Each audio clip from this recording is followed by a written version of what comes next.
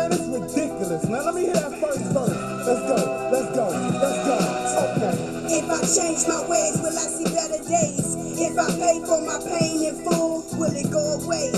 If life is a race, then why y'all getting chased? I'm living off a fracture of my imagination. I'm patient, I'm waiting.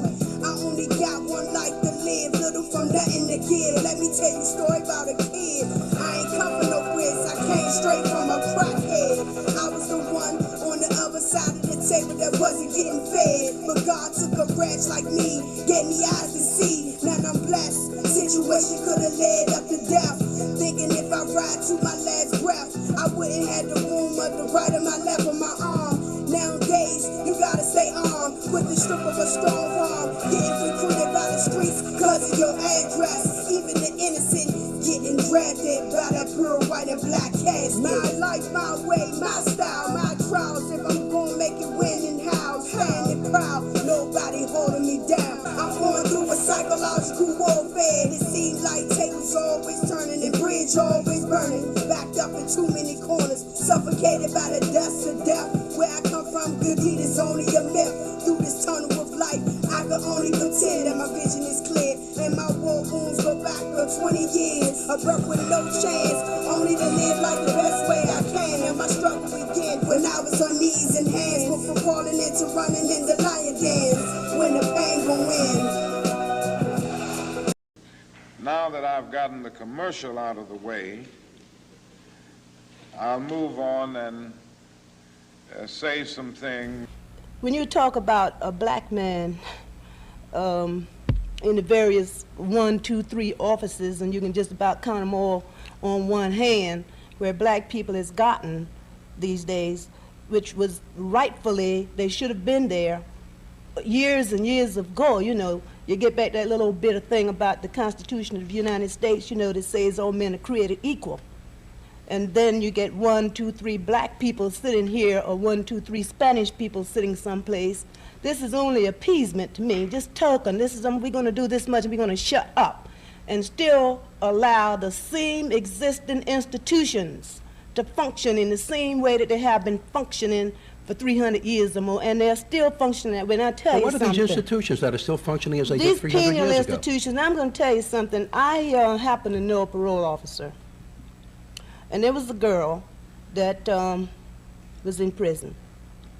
And they had this thing now that you got to have an address to come to in prison. You can't come out unless you have an address to come to. Job sponsor. You see. Home. Now, where do a person go who's been in prison 3 or 4 years and has lost contact with the outside world?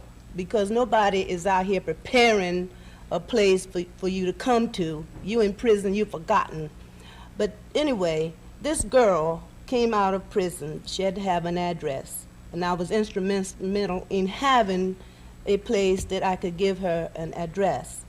Now here's a person who had a 3rd grade education, being put back out here in this society as it is standing today, with no education, no job, you see, nowhere to go.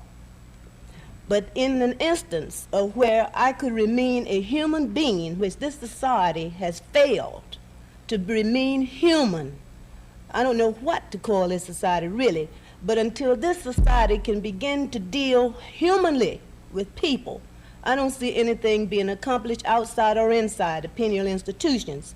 But on a human basis, I was able to bring this woman into a home, not a halfway house, but into a home where she could feel a human being in a home, that she could clean up, that she could provide for herself.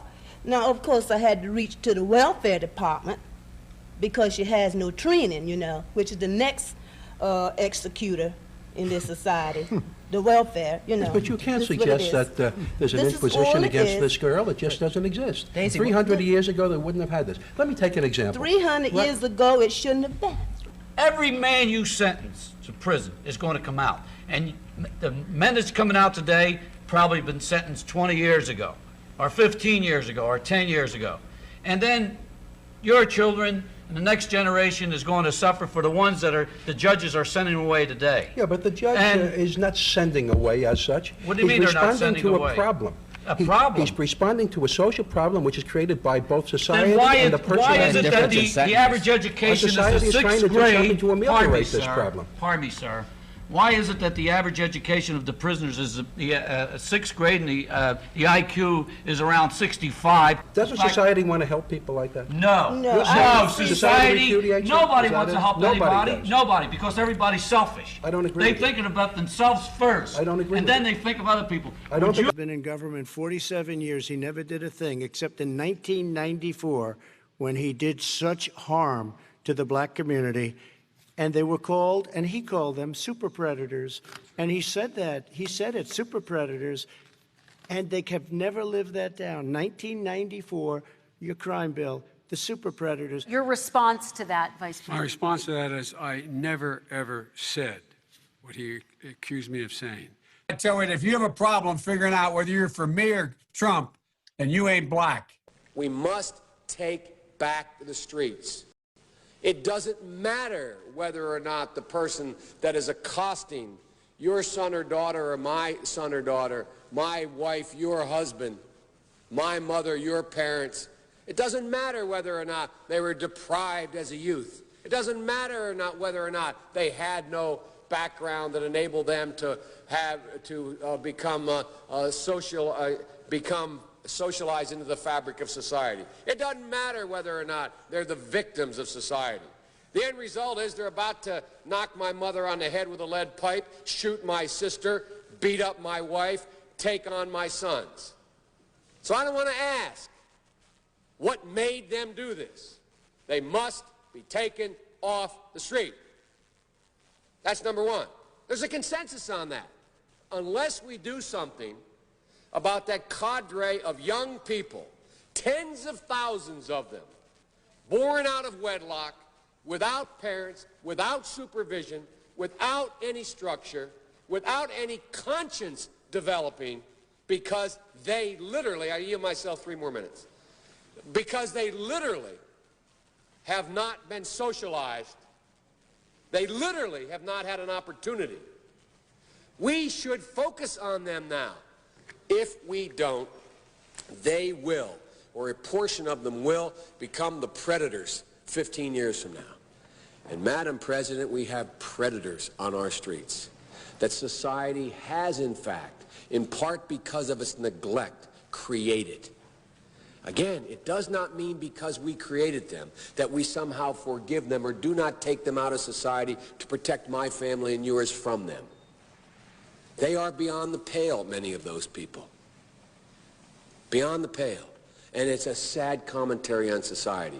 We have no choice but to take them out of society. And the truth is, we don't very well know how to rehabilitate them at that point. That's the sad truth. I'm the guy that said, rehabilitation, when it occurs, we don't understand it and notice it. And even when we notice it and we know it occurs, we don't know why. So you cannot make rehabilitation a condition for release. That's why in our system, the federal system, you serve 85% of your time. It's a shame, but we don't know how to rehabilitate. But there is a consensus, and I will cease. A, we must make the streets safer. I don't care why someone is a malefactor in society. I don't care why someone is antisocial. I don't care why they become a sociopath. We have an obligation to cordon them off from the rest of society, try to help them, try to change their behavior. That's why we do in this bill. We have drug treatment and we have other treatments to try to deal with it. But they are in jail, away from my mother, your husband, our families. But we would be absolutely stupid as a society if we didn't recognize the condition that nurtured those folks still exist. And we must deal with that. Crime bills that you supported in the 80s and 90s contributed to the incarceration of tens of thousands of young black men who had small amounts of drugs in their possession. They are sons, they are brothers, their fathers, their uncles, whose families are still to this day, some of them suffering the consequences. So speak to those families. Why should they vote for you? One of the things is that in the 80s, we passed 100%, all 100 senators voted for it, a bill on drugs and how to deal with drugs. It was a mistake. You ashamed of that bill? Not at all. And in fact, I drafted the bill, as you remember. I know that. By and large, what it really did, it restored American cities. Say to Americans who are concerned by that rhetoric. I don't know. I mean, I don't know what to say. I got criminal justice reform done and prison reform and opportunity zones. I took care of black colleges and universities. I don't know what to say.